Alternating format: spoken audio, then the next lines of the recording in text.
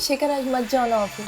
क्या करें, जाना तो हम भी नहीं चाहते, पर हम ना अपना सारा काम जल्दी से जल्दी निपटाना चाहते हैं ताकि अपने बच्चे और तुमको ज़्यादा से ज़्यादा समय दे सकें। चलो अपना ध्यान रखना।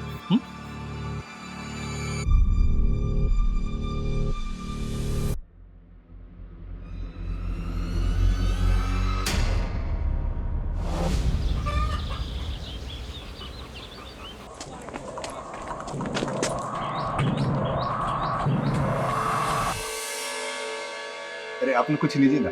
हाँ जी, मिठाई दो बेटा। ठीक है। हाँ, ये ईशा हमारी बिटिया और ये हमारी धर्मपत्नी उमा। चाय लीजिए। द्वारकानाथ जी, हमारे तीनों बच्चे ईशा, पीयूष और काजल बड़े ही सुशील और संस्कारी हैं। पापा वो ना आज स्कूल में।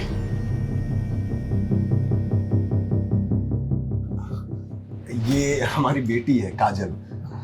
काजल, सबको नमस्ते करो। हाय। अरे काजल, तेरे कपड़ों को क्या हुआ? वो हम स्कूल में खेलते वक्त गिर गए थे। जाओ कपड़े बदल के आओ। वो कहा है ना कि काजल हम तीनों में सबसे छोटी है, इसलिए सबसे ज्यादा नटखट है। वो कहते हैं ना, छोटे पैकेट में बड़ा धमाका। मम्मी समोसा बहुत गर्म है। हमेशा गड़बड़ करती है लड़की।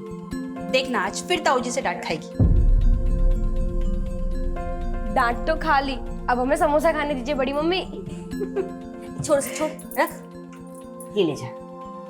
अरे रहने दीजिए वृंदा मामी, हम ले जाते हैं, ये तोड़ फोड़ देगी। हम भी आपके साथ चलते हैं। चल।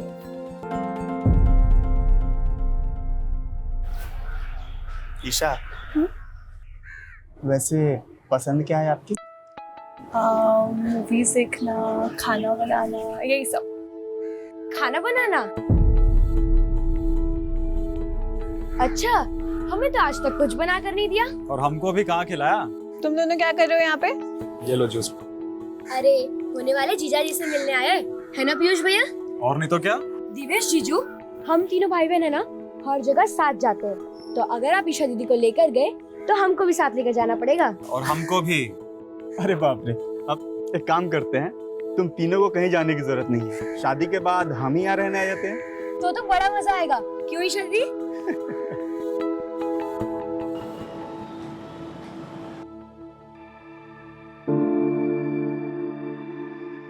अवधेश भाई, झिझक कह रहे, बोलिए ना क्या हुआ? द्वारकानाथ जी क्या बोले? अगले महीने देवेश अमेरिका जा रहा है। द्वारकानाथ जी चाहते हैं कि इसी महीने ईशा और देवेश की शादी हो जाए। इतनी जल्दी पैसों का प्रबंध कहाँ से कर पाएंगे? भैया, ईशा भी हमारी बेटी की तरह है, तो शादी का आधा खर्चा हम उठाएंगे, और कल हम शेखर से भी बात करते हैं, वो भी जरूर मदद करेगा। नहीं महेश, बाहर वालों को घर के मामले में इन्वॉल्व करने की जरूरत नहीं है। भैया बचपन का दोस्त है मेरा, वो देखिएगा वो खुशी खुशी मदद करेगा। हाँ ताऊ जी, शेखर चाचा बहुत अच्छे हैं। महेश, तूने हमारा आधा बोझ हल्का कर दिया। अरे फिर काजल की जब शादी होगी ना तब। हमारी शादी? नहीं ताऊ जी, हम शादी नहीं करेंगे, हम तो मम्मी के साथ रहेंगे।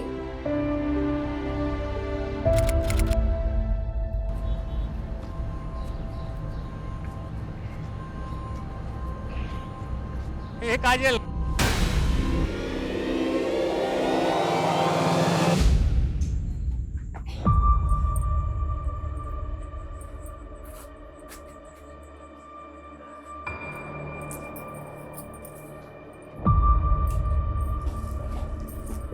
आने दो काजल को। जेठ जी एकदम ठीक कहते, लड़की हाथ से निकलती जा रही है। शांत हो जा बेटा। महेश गया है ना काजल को लेने। आ गया फोन। हेलो, मिल गई ना काजल? फोन देना उसे। वृंदा, काजल भारती के घर आई ही नहीं। क्या? तो कहीं कहाँ वो? महेश मिली क्या? नहीं। देख तू चिंता मत कर, किसी ने कुछ कह दिया होगा, यहाँ वहाँ मुंह फुला के बैठी होगी, मिल जाएगी। चल वहां ढूंढते हैं।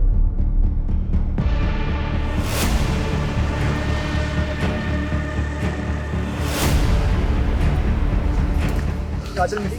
समझ नहीं आ रहा कहाँ चली गई। भैया कहीं नहीं मिल रही। भैया हमको बहुत डर लग रहा है, पुलिस से मदद लेना चाहिए।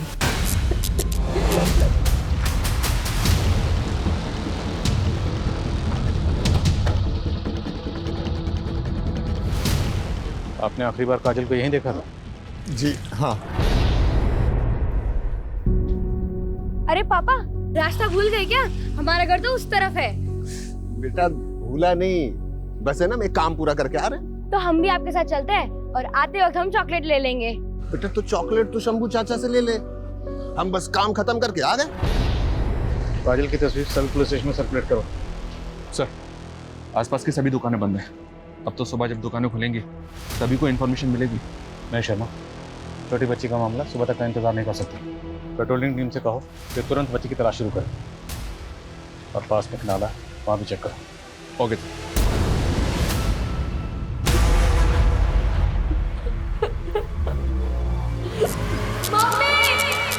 सुन, तो कहाँ जा रही है बिंदा? कहाँ जा रहे हैं? काजल नहीं बेटा, कहाँ जा?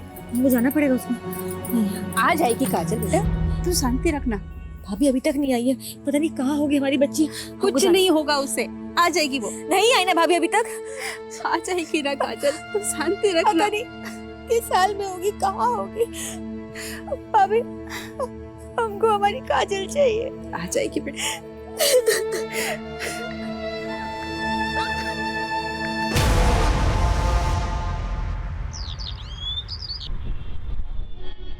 जी साहब, काजल कल शाम में दुकान पे आई थी हमारे।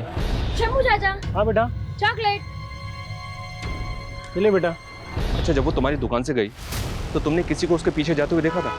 कोई ऐसा जिसको देख के लगा हो कि शायद वो उसका पीछा कर रहा है? नहीं साहब।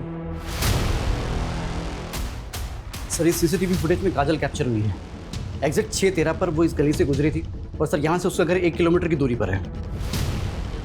तो मतलब जो भी हुआ है वो इस 1 किलोमीटर के दायरे में हुआ है और वो 6:13 के बाद।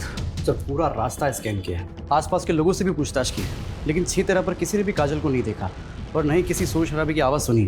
तो क्या ये किसी जान पहचान वाले का काम जो काजल को बहला फुसला कर अपने साथ ले गया? कोई करीबी? क्योंकि अगर ये किडनैपिंग का मामला होता तो अब तक फिरौती का कॉल आना चाहिए था।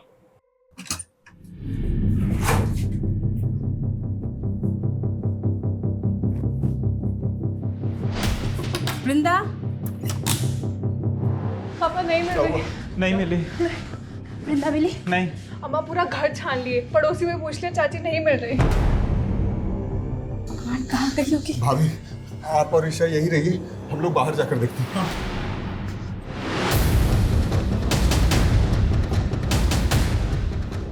तो महेश, क्या हुआ? शेखर, वृंदा कहीं चली गई। अरे घबराओ मत, यहीं कहीं होगी, मिल जाएगी।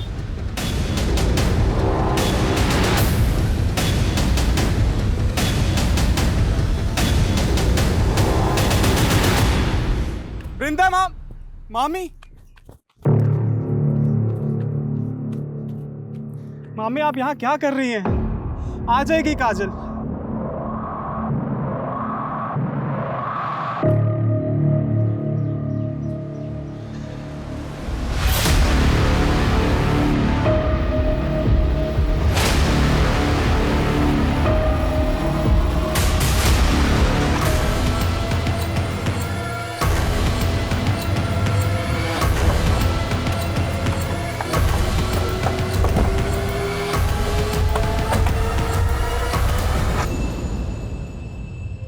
महज 12 साल की बच्ची को कितनी बेरहमी से क्यों मारेगा? जैसे इसके साथ रेप भी हुआ। सर कल ही हमने ये जगह स्कैन करी थी, लेकिन तब तो यहाँ कुछ भी नहीं था। हो सकता है कोई देर रात को लाश को ठिकाने लगाने आया हो।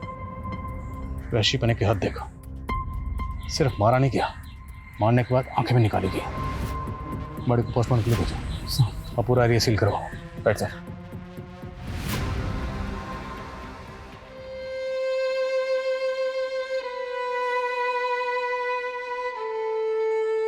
महेश जी, जिसने भी ये किया है हम उसे छोड़ेंगे नहीं।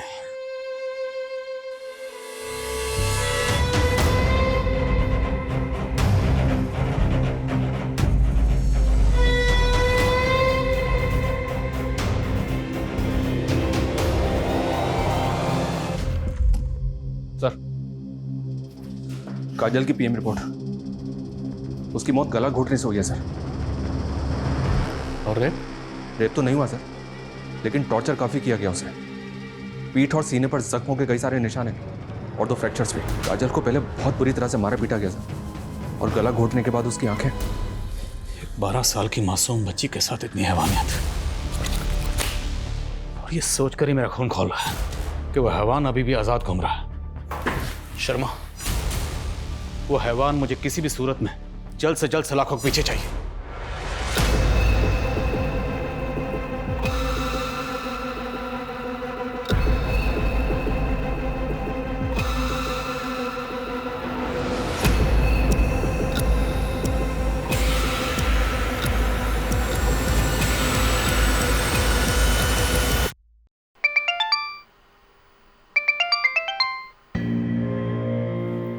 कौन बार बार फोन कर रहा है? देवेश के पिताजी हैं, शायद शादी की तारीख फिक्स करने के लिए फ़ोन कर रहे होंगे। शाम को बात करते हैं उनसे, बोल देंगे कि 6 महीने के लिए शादी टाल दें। लेकिन अगर देवेश एक बार अमेरिका चला गया तो फिर पता नहीं कब लौट कर आएगा। तो क्या करें? यहाँ हमारे भाई की बेटी की जान गई है और तुमको अपनी बेटी की शादी की पड़ी है, हाँ? भैया भाभी सही कह रही, अभी शादी टल गया तो हो सकता है कि रिश्ता भी टूट जाए। इससे अच्छा रिश्ता हाथ से जाने मत दीजिए। क्या कह रहे हो तुम? सही कह रहे, ईशा और देवेश की शादी इसी महीने होना जरूरी है।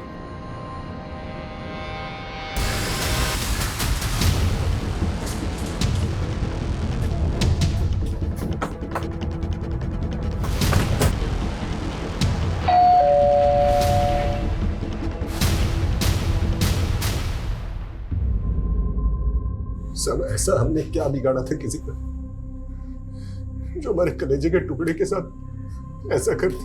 महज ये नफरत और जलन किसी भी इंसान को हैवान बना सकती है। आपकी, आपकी फैमिली की किसी से कोई दुश्मनी या रंजिश? सर मुझे एक आदमी पर शक है। किस पे? राधे। कौन राधे? सर वो यहीं पास में रहता है, महेश का दूसरे रिश्तेदार भी लगता है। मानसिक रूप से थोड़ा बीमार है, बहुत ही गुस्से और अड़ियल इंसान है। अभी पिछले महीने एक नेहा नाम की लड़की को उसने बहुत परेशान किया था। छोड़ दो मुझे। अगर तुम मेरे साथ नहीं खेलोगे तो मैं तुम्हें किसी के साथ खेलने नहीं देंगे। काजल, तुमने मुझे मारा, मैं तुम्हें नहीं छोड़ूंगा। मुझे मारना मत पापा, मुझे मारेंगे, मुझे मारना मत। नहीं मारेंगे, जो पूछ रहे हैं उसका जवाब दो। इस काजल ने तुम्हें मारा था ना? काजल, बुरी बुरी आंखों वाली काजल, इसने मुझे मारा था इधर लकड़ी से 5 बार। काजल ने तुम्हें मारा इसलिए तुमने काजल को मार दिया? शर्मानी चाहिए आपको। मेरा बेटा दिमागी तौर पे कमजोर है, इसे देखकर आपको लगता है कि वो किसी की जान ले सकता है? जानलेवा हमला तो कर ही चुका आपका बेटा कई लड़कियों पर।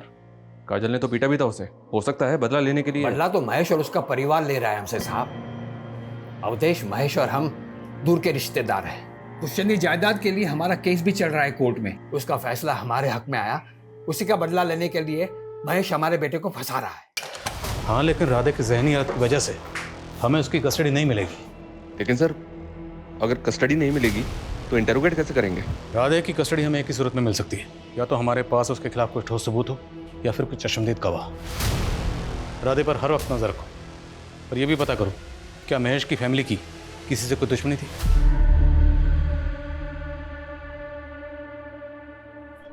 उठे, उठ।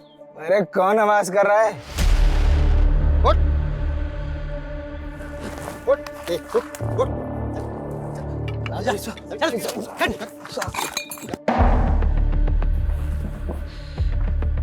काजल जहाँ से गुजरी थी वहाँ तुम दोनों के नशा करने का अड्डा था, लेकिन काजल की मौत के बाद तुम लोगों ने अपना अड्डा बदल दिया, क्यों? ऐसा कुछ नहीं साहब, हमें तो पता भी नहीं कि वो लड़की। वैसे क्या नाम बताया था साहब आपने? ये देखो, ये वो लड़की है काजल, ध्यान से देखो और बताओ। उस दिन मैंने इस लड़की को देखा था किसी आदमी के साथ। कौन था वो आदमी?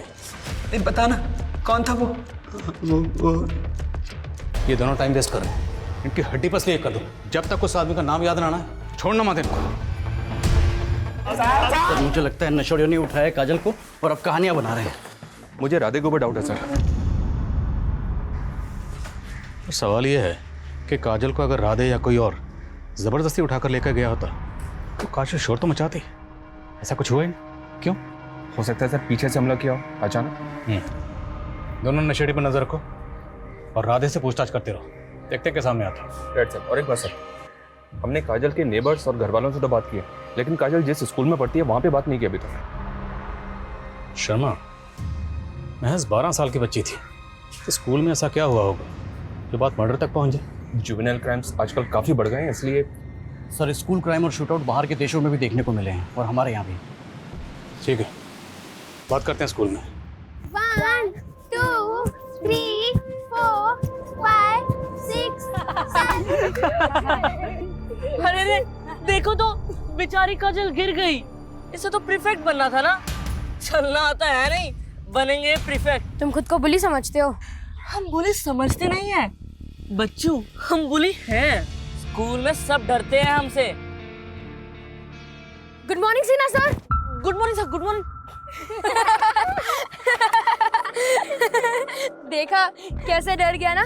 दोबारा हमें यहाँ हमारे दोस्तों को तंग मत करना, वरना सच में प्रिंसिपल सर को बता देंगे। फिर ना ही तुम प्रीफेक्ट रहोगे और ना ही स्कूल में।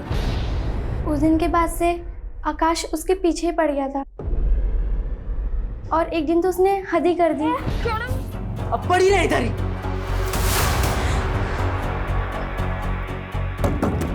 भारती, प्रिया कोई है, मुझे यहाँ से निकालो। फिर हमने आकाश को 10 दिन के लिए स्कूल से सस्पेंड कर दिया और उसे प्रीफेक्ट की पोजीशन से हटा दिया और उसकी जगह हमने काजल को प्रीफेक्ट बना दिया। मानते हैं सर, हम काजल को बहुत परेशान करते थे, लेकिन हम उसको कुछ नहीं किए। काजल की वजह से आपको 10 दिन के लिए स्कूल से सस्पेंड कर दिया गया। आपको प्रीफेक्ट से हटाकर काजल को प्रीफेक्ट बना दिया गया। बुरा तो लगा होगा ना बेटा आपको? ये कैसा सवाल है सर? ऐसे सवाल पूछ के हमारे बेटे को टॉर्चर मत कीजिए ना सर। हेलो, अरे बोला ना आपको, लोडिंग हमारे सामने होगी, एक छोटा सा काम निपटा के आ रहे हैं ना हम। हाँ सर, हमारा बेटा ऐसा वैसा लड़का नहीं है, टॉपर है क्लास का। अगर आप एक मिनट, बोला ना आपको, पहुंच रहे हैं। क्या कह रहा था मैं, आप हमारे बेटे को परेशान मत कीजिए। ये क्या कर रहे हैं आप? आपको मालूम है कितना इंपॉर्टेंट काम? आपके बेटे के फ्यूचर और उसकी जिंदगी से ज्यादा इंपॉर्टेंट काम है। बात को समझिए ना सर। आप बात को समझने की कोशिश कीजिए। जो लड़की मरी है ना, उसकी जिंदगी भी इंपॉर्टेंट थी। उसका कत्ल हुआ और उसके कातिल को ढूंढना हमारा काम है, और ये काम सबसे ज्यादा इंपॉर्टेंट है। सर आप जो पूछना चाहते हैं पूछिए। हमें पूरा भरोसा है हमारे बेटे ने कुछ नहीं किया। हाँ ठीक है, उसको पकड़ के रखो। नमस्कार सर। मैं तुम्हें फ़ोन करता हूँ। हाँ, कत्ल का कुछ पता चला? हमारे पास रोज़ बहुत सारे केसेस आते हैं, इंसानों की गुमशुदगी के, हत्या के, अपहरण के। अब क्या करें, हम उन केसेस पे ध्यान दें या पूरा का पूरा पुलिस महकमा तुम्हारे गाय के हत्यारों के पीछे लगा दें? बोलो क्या करें?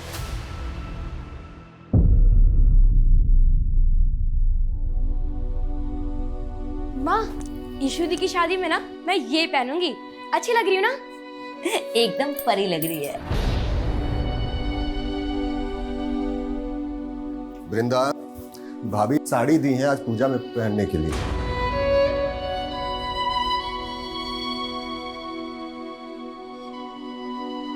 काहे अपना जख्म को रेद रही है? हम कहे थे ना, काजल का सारा चीज खुद से दूर कर दो।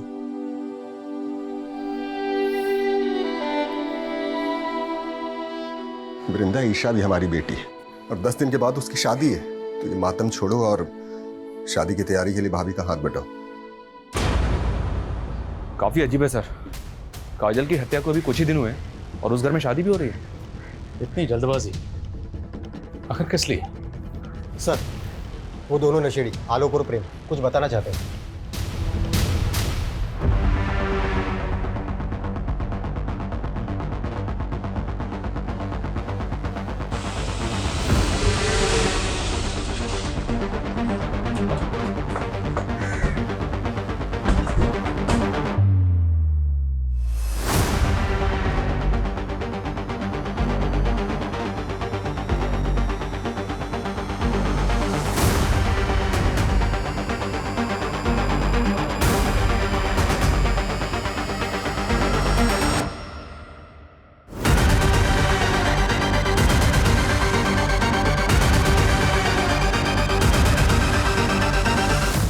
चलें शेखर?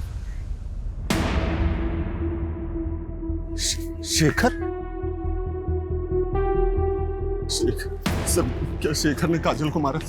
नहीं सर, हम नहीं मान सकते सर। देखिए, हमें 2 चश्मदीद गवाह मिले जिन्होंने उस रात काजल को शेखर के साथ जाते हुए देखा था। लेकिन सर, शेखर हमारा बचपन का दोस्त है सर। हाँ, मैं मिला था उस शाम काजल से। ए काजल, कहाँ भटक रही है? भूतनी तो भटकेगी और क्या करेगी? अच्छा ये बताए, भूतनी गोलगप्पे खाएगी? तो चल मेरे साथ। फिर तुम काजल को अपने साथ ले गए, उसे मारा पीटा, उसका गला दबाया और उसकी आंखें निकाल ली। इतनी घटिया हरकत, तुम जैसे इंसान को तो जीने का भी हक नहीं। हाँ सर, सही कहा आपने, मुझे जीने का कोई हक नहीं। मुझे फांसी दे दीजिए सर। ये ड्रामा बंद कर, ये बोल कि काजल को क्यों मारा, कहाँ मारा और कैसे मारा, वरना मार मार के उगलवाएंगे। मारिए सर मुझे, मारिए सर मुझे। मैं इसी लायक हूँ, मैं इसी लायक हूँ सर।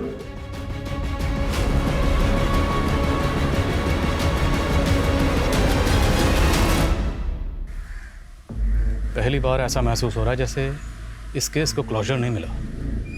चश्मदीद गवाह है, कातिल ने अपना जुर्म कबूल कर लिया, अभी ऐसा लगता है जैसे केस सॉल्व नहीं हुआ। क्यों सर? पहली बात तो ये है कि शेखर ने काजल को अगर मारा है तो मोटिव क्या था उसने नहीं बताया। उसने काजल को कहाँ मारा नहीं बताया, काजल को कहाँ छुपा के रखा था नहीं बताया, यहाँ तक कि काजल को पेट पर कब लटकाया उसने कुछ नहीं बताया। तो आपको लग रहा है सर शेखर हमसे झूठ बोल रहा है?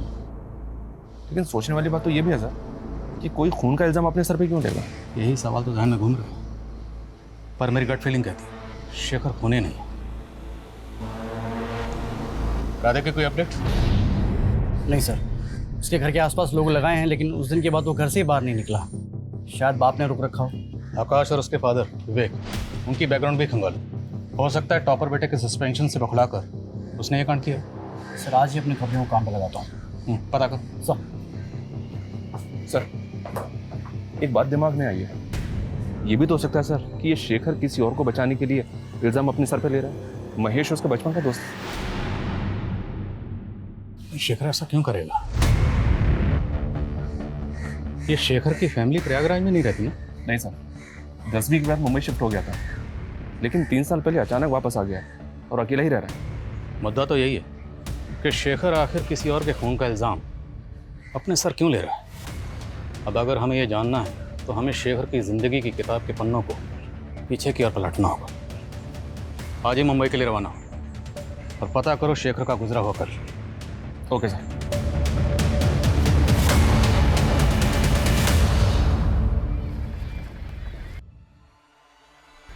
शेखर आज मत जाओ ना ऑफिस। क्या करें, जाना तो हम भी नहीं चाहते, पर हम ना अपना सारा काम जल्दी से जल्दी निपटाना चाहते हैं ताकि अपने बच्चे और तुमको ज़्यादा से ज़्यादा समय दे सकें। चलो अपना ध्यान रखना।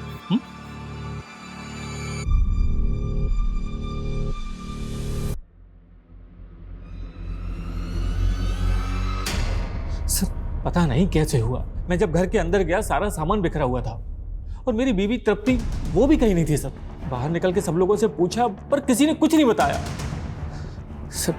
सर प्लीज उसे ढूंढ दीजिए सर। सर मेरी बीवी मां बनने वाली है।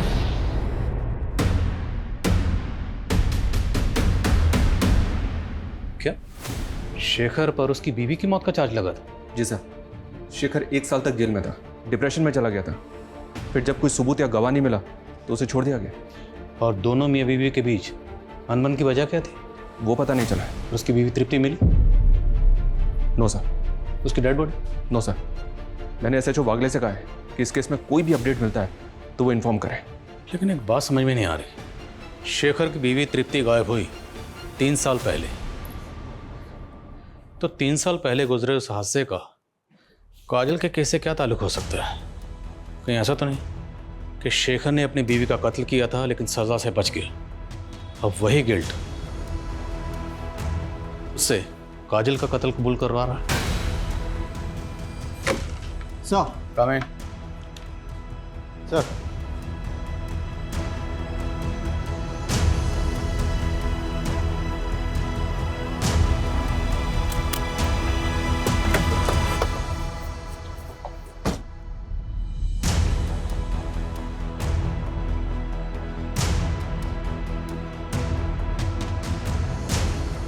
माफ़ी चाहते साहब आपको तकलीफ देने के लिए। दरअसल हम नहीं चाहते कि ये बात फैले और हमारी बच्ची किसी मुसीबत में फंस जाए। बेफिक्र रहिए, कुछ नहीं होगा। बोलो भारती, क्या बताना चाहती हो? बोलो बेटा।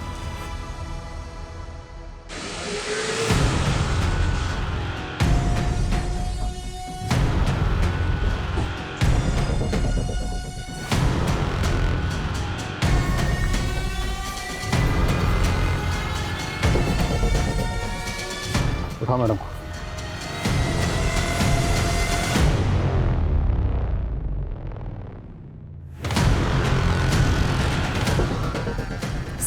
सर हमने क्या किया सर? सर हमने कुछ नहीं किया सर। ये क्या कर रहे हैं साहब? हमारे बच्चे हैं साहब। इन्होंने क्या किया?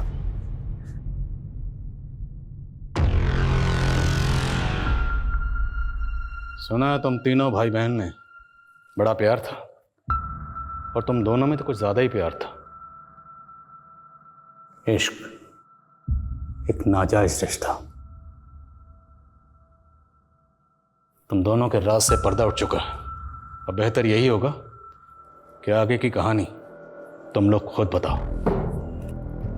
बोलो।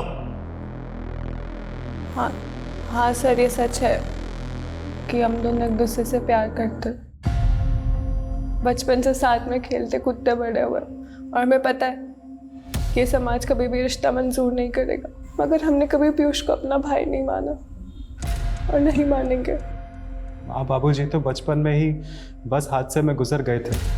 उसके बाद में महेश मामा और अद्वेश मामा ने ही मेरा पालन पोषण किया। ईशा की शादी हम किसी और से होते हुए नहीं देख सकते थे, और ना ही ईशा के साथ शादी हम सबके सामने कर सकते थे। इसीलिए हमने ये रिश्ता सबसे छिपाया था। पीयूष, 1 महीने में शादी हो रही है हमारी। मर जाएंगे लेकिन किसी और से शादी नहीं करेंगे।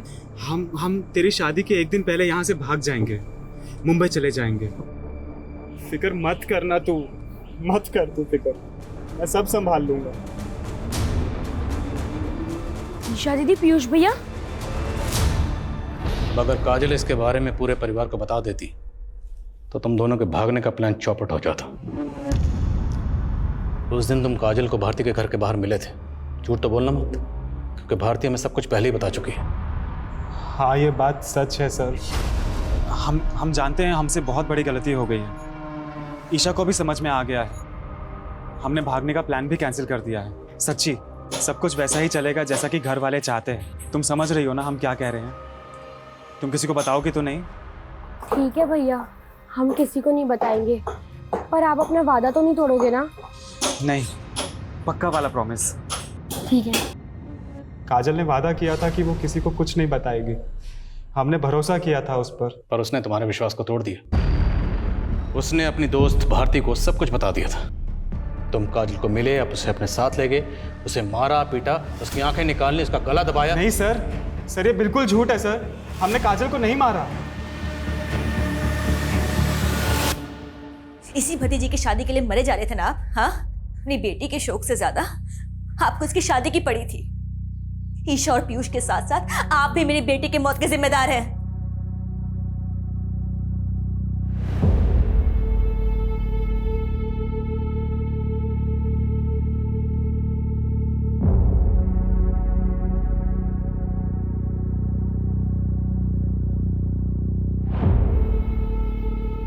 महेश, ईशा और पीयूष जो कर रहे थे वो गलत था, सरासर गलत था, और हम ईशा को इस गलती के लिए कभी माफ नहीं कर सकते। लेकिन मेरा दिल ये मानने के लिए तैयार ही नहीं है कि ईशा काजल को मार सकती है।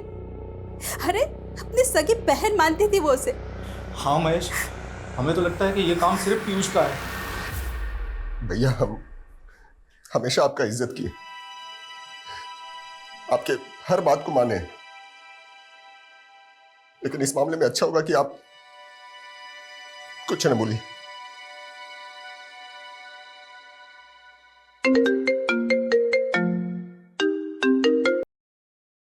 हाँ वागले, बोलो।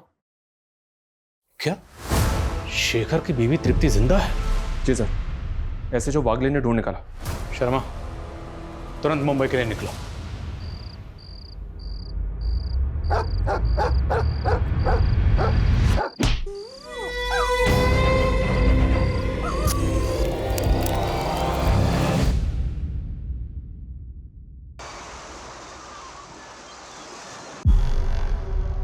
मुझे किसी ने अगवा नहीं किया था। मैं राकेश से प्यार करती थी। शेखर की कंपनी में राकेश ड्राइवर था।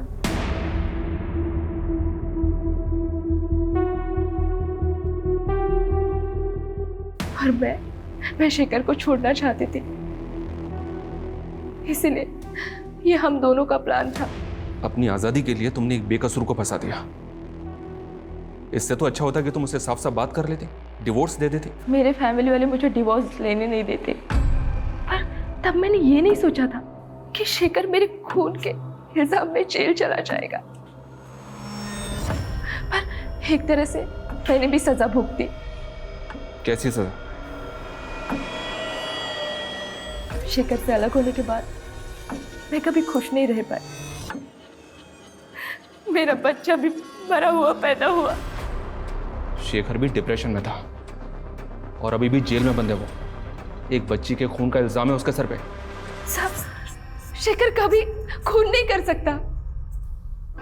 वो तो बहुत नेक इंसान है। मैं ही बेवकूफ थी जो उसको समझ नहीं पाई।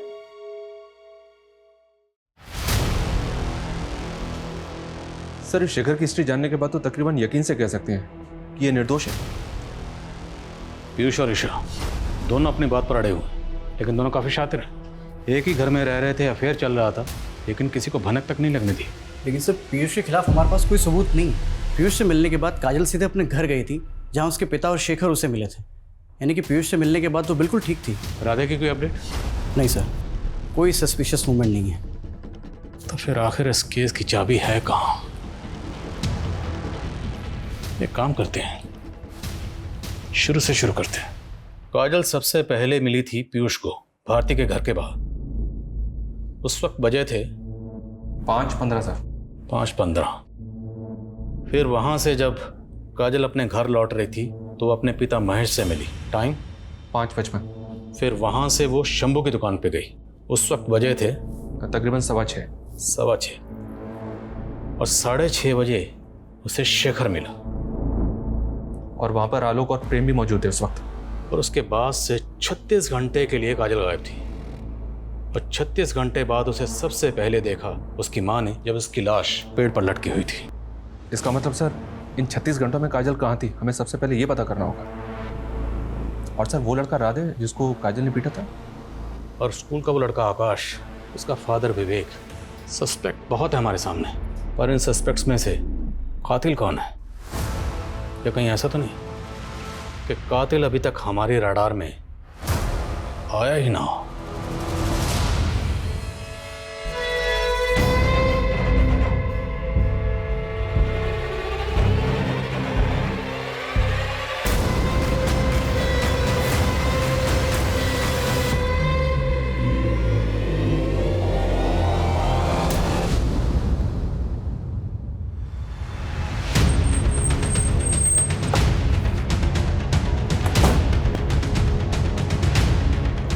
जय हिंद सर।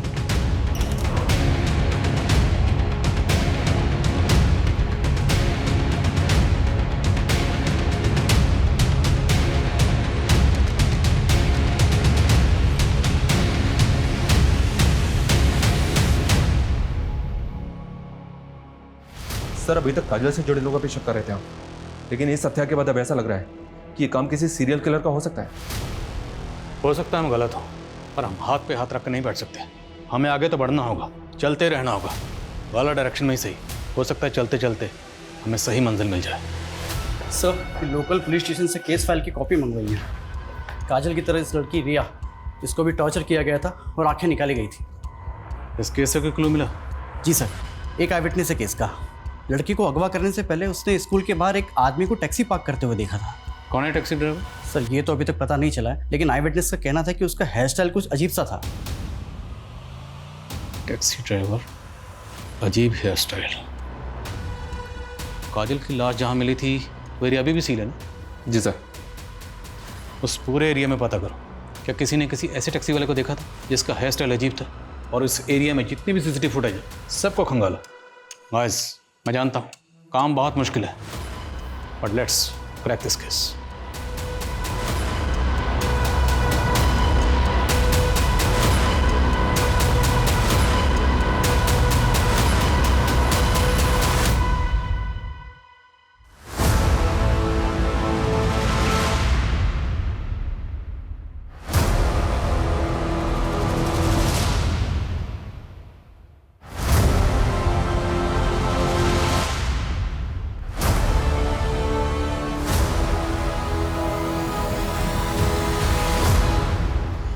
टायर मार्क्स की तरफ हमने कभी ध्यान ही नहीं दिया। सर ये एरिया कभी से सील है, ये सब पहले क्यों हो गया? एक्सपर्ट को बुलवा, पता लगवाओ कि टायर मार्क्स किस व्हीकल के हैं। अब इस केस में रोशनी अंधेरे में तीर चलाने से ही होगी।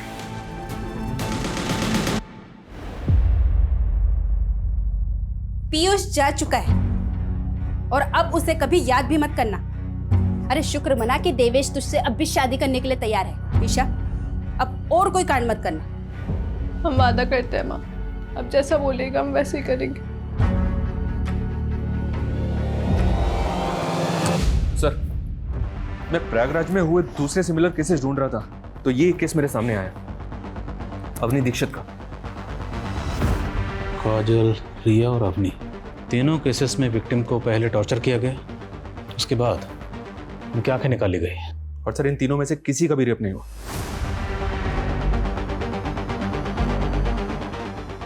शर्मा, तुमने एक चीज नोटिस की? इन तीनों विक्टिम्स में एक चीज कॉमन है। क्या सर? तीनों की आंखें भूरी हैं। अवनी दीक्षित केस में विक्टिम के आसपास कोई टैक्सी वाला नजर आया था? नो सर, अभी तक कोई भी आई विटनेस सामने नहीं आया।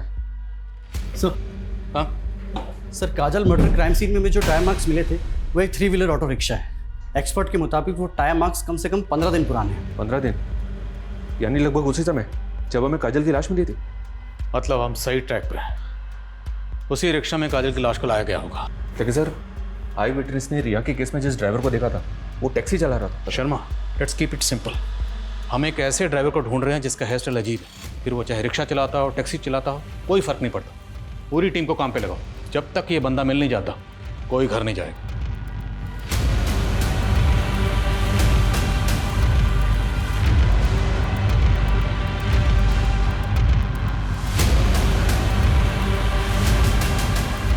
सर ये 2 ड्राइवर्स मिले हैं, दोनों की अपनी अपनी कहानियां हैं, अपने अपने अलीब हैं। 1 मिनट सर, ये आदमी, इसको तो देखा है मैंने सर। कौन है ये तो वही ड्राइवर है सर जिसके साथ शेखर की भी तृप्ति भागी थी। राकेश नाम है इसका।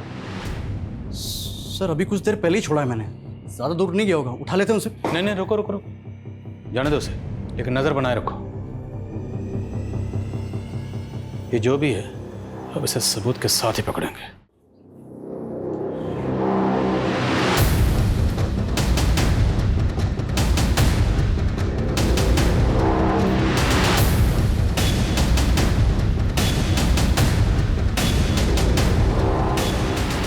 हेलो, हाँ मैं घर के बाहर वेट कर रहा हूँ।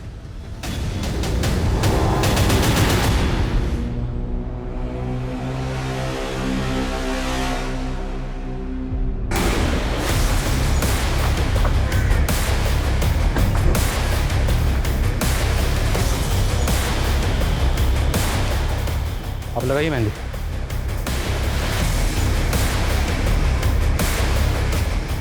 तो केदार जी, राकेश को जानते हैं ना? इतनी जल्दी भूल गए? अभी तो मिले थे गली, अच्छी याद आया, लेके जाओ।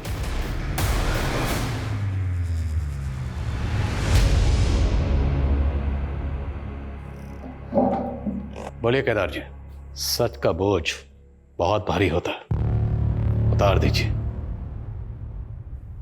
राधे, हमारा बेटा, आप तो जानते ही हैं कि वो दिमागी तौर पे कमजोर है। हमारा वंश आगे बढ़े, इसके लिए हमने हमसे कम उम्र की लड़की शीला से शादी कर ली, ताकि तंदुरुस्त और हेल्दी बच्चा पैदा हो। 3 बार हमारी बेबी उम्मीद से थी, लेकिन तीनों बार बच्चे पेट में ही मर गए और हमें हर हालत में तंदुरुस्त बच्चा चाहिए था। इसलिए हम हमारी बीवी को लेकर बम्बई चले गए। कुछ दिनों के बाद हमें तृप्ति मिली, शेखर की बीवी।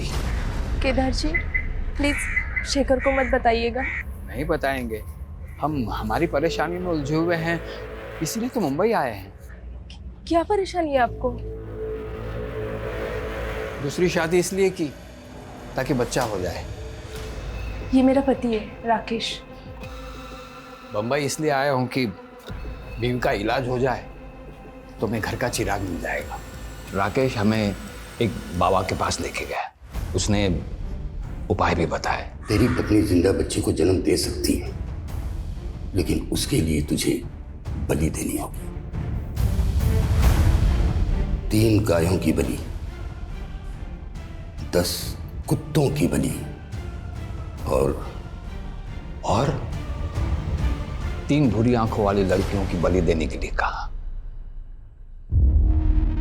राकेश ने कहा कि गाय और कुत्ते की बलि तो वो खुद दे देगा। जानवर को मारना इतना मुश्किल नहीं, लेकिन इंसान को। काजल को कैसे चुना? किस्मत है साथ दिया साहब। मेरी बीवी का पहला पति शेखर भी वहीं रहता था, काजल को अच्छे से जानता था। हमने उस रात काजल को रोका और उसे बताया कि तुम्हारे शेखर चाचा की खोई हुई बीवी मिल गई है। शेखर चाचा की बीवी? आप उन्हें जानते हो अंकल? हाँ बेटा, अच्छी तरह से। उनकी फोटो भी है मेरे पास, ये देखो। अभी कहाँ है वो? चलो मेरे साथ, मिलवाता हूँ उनसे। तृप्ति चाची कहाँ है?